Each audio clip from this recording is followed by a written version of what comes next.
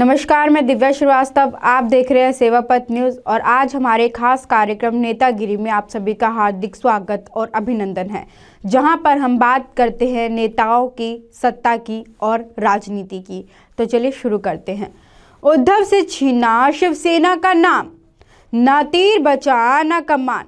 चुनाव आयोग के फैसले से उद्धव की हुई बुरी हार, शिंदे गुट को कैसे मिला तीर कमान।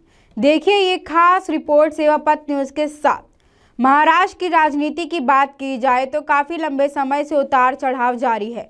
उद्धव ठाकरे और एकनाथ शिंदे के बीच पिछले कुछ समय से अनबन चल रही थी। आज चुनाव आयोग के एक ही फैसले के बाद महाराष्ट्र की सियासत में नया मोड़ आया है। चुनाव आयोग ने एकनाथ शिंदे गुट को पार्टी का नाम और शिवसेना का तीर कमान उद्धव ठाकरे से छीनकर शिंदे को दे दिया है। ये कहने में कोई गलत नहीं होगा कि केवल 8 महीने के अंदर उद्धव ठाकरे से उनकी विरासत छिन गई है।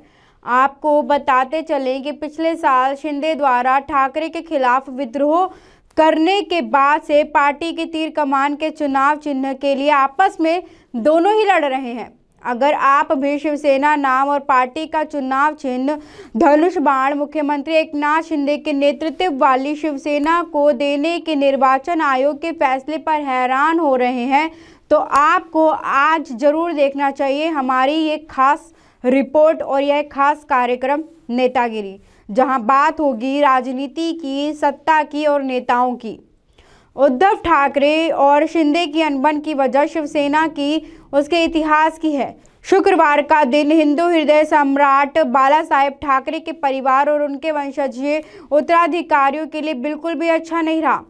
पहले सुप्रीम कोर्ट ने उद्धव ठाकरे गुट की उस अपील को नकार दिया जिसमें डिप्टी स्पीकर द्वारा हड़बड़ी में मुख्यमंत्री एकनाथ शिंदे गुट के 16 विधायकों की सदस्यता को समाप्त करने के मामले को 7 सदस्यीय पीठ को सौंपने की मांग की गई थी। शाम को उद्धव ठाकरे गुट को अब तक का सबसे बड़ा झटका तब लगा जब निर्वाचन आयोग ने शिंदे गुट को असली शिवसेना मानते हुए पार्टी का चुनाव चिन्ह धनुष बाण देने का ऐलान कर दिया। शिवसेना की कार्यशैली राष्ट्रीय स्वयंसेवक संघ की तरह रही है और यह सर्वविदित है कि आरएसएस और गैर राजनीतिक संगठन है।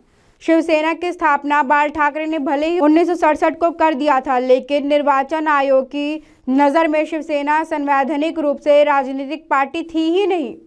यह कहने में कोई बुराई नहीं है कि शिवसेना ना तो कभी लोकतांत्रिक पार्टी रही और ना ही उसका संविधान लोकतांत्रिक रहा। निर्वाचन आयोग ने सबसे पहले 1985 के बीएमसी चुनाव में शिवसेना को धनुष बाण चुनाव चिन्ह आवंटित किया था। उससे पहले चुनाव लड़ने वाले शिवसेना कार्यकर्ता को निर्वाचन आयोग निर्दलीय उम्मीदवार के रूप में देखता था। बहरहाल शिवसेना संवैधानिक रूप से 14 अक्टूबर 1989 को राजनीतिक पार्टी तब बनी थी जब निर्वाचन आयोग ने उसे राजनीतिक पार्टी के तौर पर मंजूरी दी थी। शिवसेना के गठन के बाद से ही बाल ठाकरे का आदेश ही पार्टी का संविधान हुआ करता था।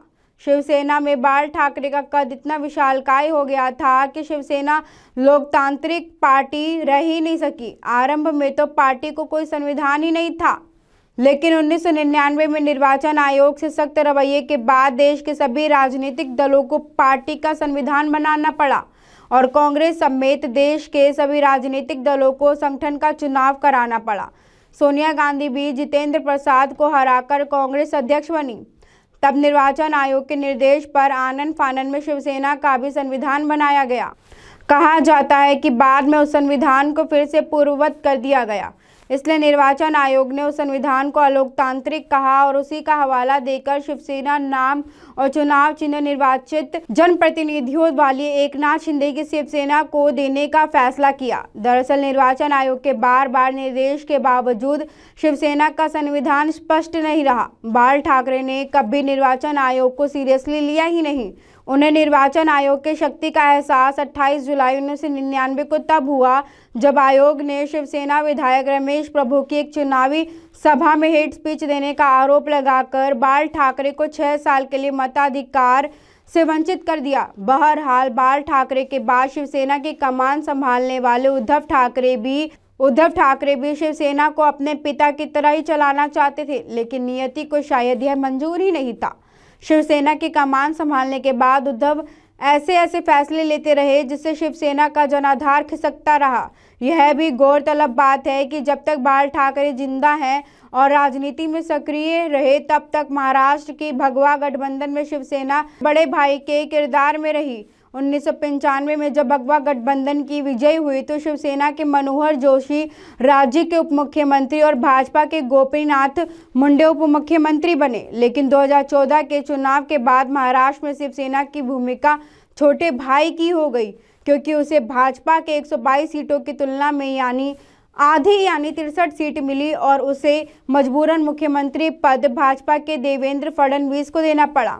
बहरहाल महाराष्ट्र में छोटा भाई बनने का यह अपमान उद्धव ठाकरे को बर्दाश्त नहीं हुआ और बदला लेने के लिए मौके का इंतजार करने लगे।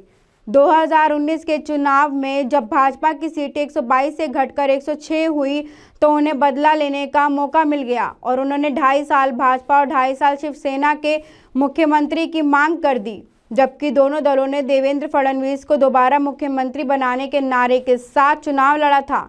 2.5 साल शिवसेना के लिए मुख्यमंत्री की मांग करते समय उद्धव जानते थे कि भाजपा हाईकमान उनकी मांग नहीं मानेगा, लिहाजा उद्धव ठाकरे ने उसी कांग्रेस के साथ सरकार बनाने की आत्मघाती निर्णय लिया, जिसकी मुखर आलोचना बाल ठाकरे जीवन भर करते रहे। शिवसेना कार्यकर्ताओं, विधायकों और सांसदों का रुख शुरू से कट्टर और आक्रामक हिंदुत्व का रहा है।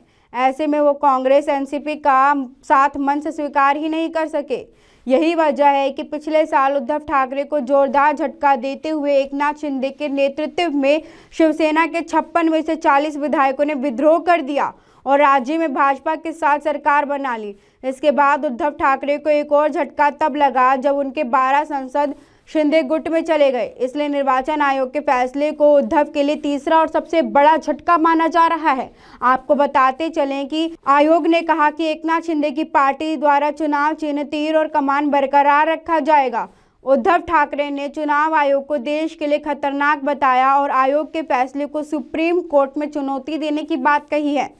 वहीं एकनाथ शिंदे ने चुनाव आयोग के फैसले को सच और लोगों की जीत बताया। उल्लेखनीय है कि एकनाथ शिंदे ने बीते साल जून में बीजेपी के साथ मिलकर महाराष्ट्र में सरकार बना ली थी। माना जा रहा है कि शनिवार को होने वाली उद्धव ठाकरे की बैठक में सुप्रीम कोर्ट का दरवाजा खटखटाने पर चर्चा की। चुनाव आयोग द्वारा एकनाथ शिंदे के नेतृत्व वाले धड़े को असली शिवसेना मानने के लिए एक दिन बाद उद्धव ठाकरे ने अपने धड़ के नेताओं के साथ बैठक की। इस बैठक में तय किया गया कि पार्टी कार्यकर्ता घर घर जाएंगे और लोगों को यह बताएंगे कि उनका चुनाव चिन्ह चोरी हुआ है। उद्धव ठाकरे ने पार्टी समर्थकों के लोगों के बीच जाने की अपील की और कहा कि जनता तय करेगी कि शिवसेना किसकी है। प्रधानमंत्री को लगता है कि शिवसेना को खत्म कर देंगे, लेकिन शिवसेना कभी खत्म नहीं होगी। उद्धव ठाकरे ने आगे कहा कि मैं चाहता हूं कि उन्हें बाला साहब ठाकरे का चेहरा चाहिए, उन्हें चुनाव चिन्ह चाहिए, लेकिन शिवसेना का परिवार नहीं। पीएम नरेंद्र मोदी को महाराष्ट्र आने के बाद बाला साहब ठाकरे के चेहरे की जरूरत है। राज्य के लोग जानते हैं कि कौन सा चेहरा असली है और कौन नहीं।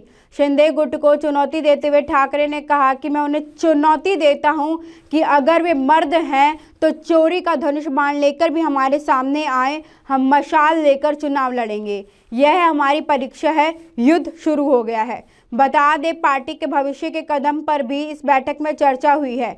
इस बैठक में पार्टी नेताओं और प्रवक्ताओं समेत शिवसेना उद्धव बाला साहेब गुट के साथ सभी बड़े बड़े नेता भी शामिल हुए थे। यह बैठक ठाकरे के निवास मोतीश्री में हुई थी। चुनाव आयोग के फैसले को शिवसेना के उद्धव ठाकरे गुट के लिए सबसे बड़ा झटका माना जा रहा है। दूसरी ओर आपको बताते चले कि चुनाव आयोग द्वारा शुक्रवार को मुख्यमंत्री एकनाथ शिंदे गुट को असली शिवसेना बताए जाने पर उद्धव गुट के सांसद संजय राउत भड़के हुए नजर आए। राउत ने कहा कि चुनाव आयोग के फैसले को गलत बताते हुए जमकर निशाना साधा जाएगा। राउत ने कहा कि एकनाथ शिंदे गुट को असली शिवसेना के तौर पर मान्यता देने का निर्वाचन आयोग का फैसला लोकतंत्र की हत्या है। इसके खिलाफ उनकी पार्टी लोगों के पास जाएगी। राउत ने आगे कहा कि आयोग का यह फैसला राजनीतिक हिंसा का काम है। इसका उद्देश्य डर बदले की भावना से शिवसेना को खत्म करना है। उन्होंने यह भी कहा कि सभी राजनीतिक दलों को चुनावी प्रहरी से राजनीतिक दलों की परिभाषा पूछने की जरूरत है। अब शिवसेना के सामने अस्तित्व का संकट है, क्योंकि शिवसेना नाम और पार्टी का चुनाव चिन्ह धनुष बाण एकनाथ शिंदे को मिल चुका है। एक तरह से वह शिवसेना सुप्रीमो बन गए हैं। अब उद्धव के समर्थक भी कहने लगे हैं कि अपने फैसलों के चलते ठाकरे परिवार बाल ठाकरे की विरासत को संभाल नहीं पाया। तो ऐसे ही नेताओं की खबरें यानी नेतागिरी में पॉलिटिक्स की सभी खबरों के साथ जुड़े रहने के लिए बने रहे हमारे खास कार्यक्रम नेतागिरी के साथ, और ऐसी अद्भुत खबर और जानकारी के साथ बने रहने के लिए बने रहे सेवापत न्यूज़ के साथ। मैं दिव्या श्रीवास्तव, धन्यवाद।